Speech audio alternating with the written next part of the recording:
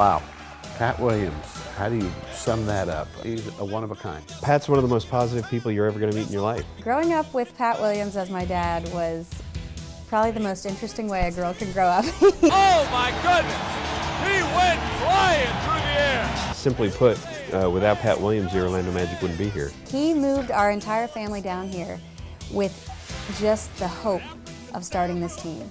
It was an idea in his mind and in his heart, and there was no name for the team, there were no players, there was no guarantee that it was going to work. We played our first game in the fall of 1989 and are now getting ready for our 25th anniversary season. I just shake my head in disbelief. How could all this have happened, and where did 27 years go? He asked me if I had any regrets in my life, and I said, man, I wish I'd had more children. And he kind of chuckled and said, I might be able to fix that. We have 19 children. 14 of the children we adopted from 4 foreign countries. They presented us with 12 grandchildren and another set of twins boys coming in July. If I could pick any childhood scenario to grow up in, this would be a lot of brothers and sisters. Never a dull moment. I look back and say, where did the time go?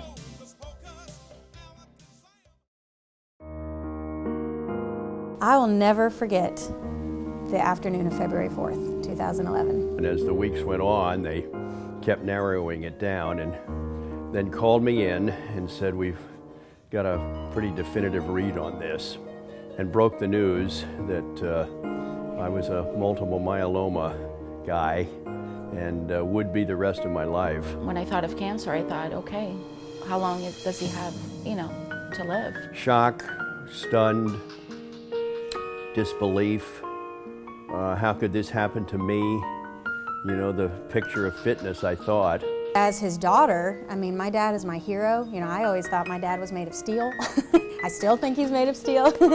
And so this was just something that didn't compute. His body was deteriorating. That's when it finally hit me, yeah, this is happening to him. We both had a good cry, and then Pat said, okay, what's the next step?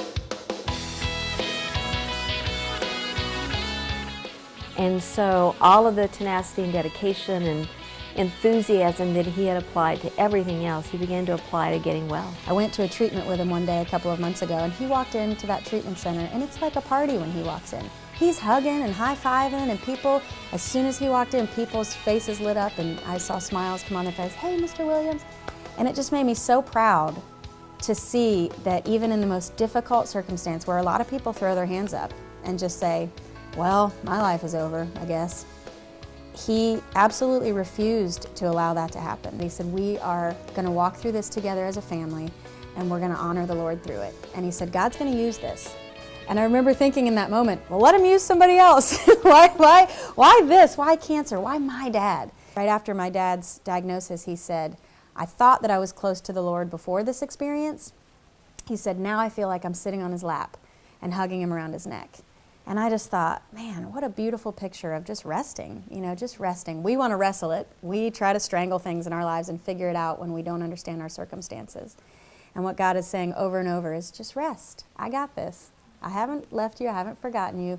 Climb up in my lap and rest. And so that was, we wrote that song. I turned it into my record label in Nashville.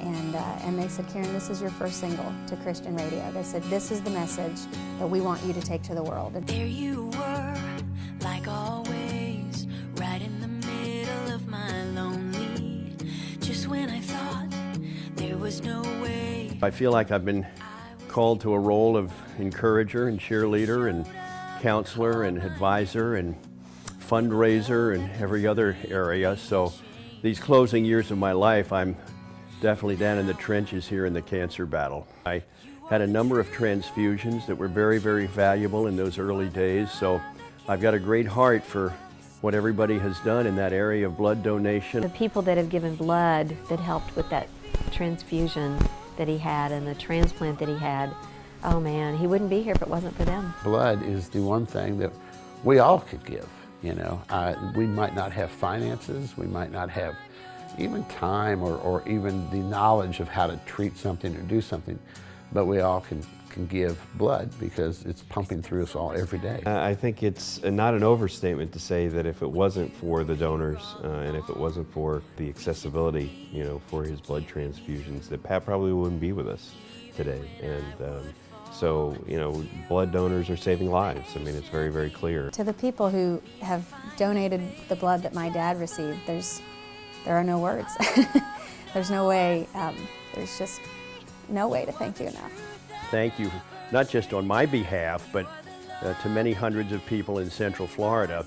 Your gracious gift of blood, which gives people a chance at life, you know, you can't put a price tag on that. So thank you very much. I'm happy to be here, part of this, to honor you and salute you today at this luncheon. And it just means a whole lot to not just me, but to hundreds of people. Thank you, keep it up, and may God bless you.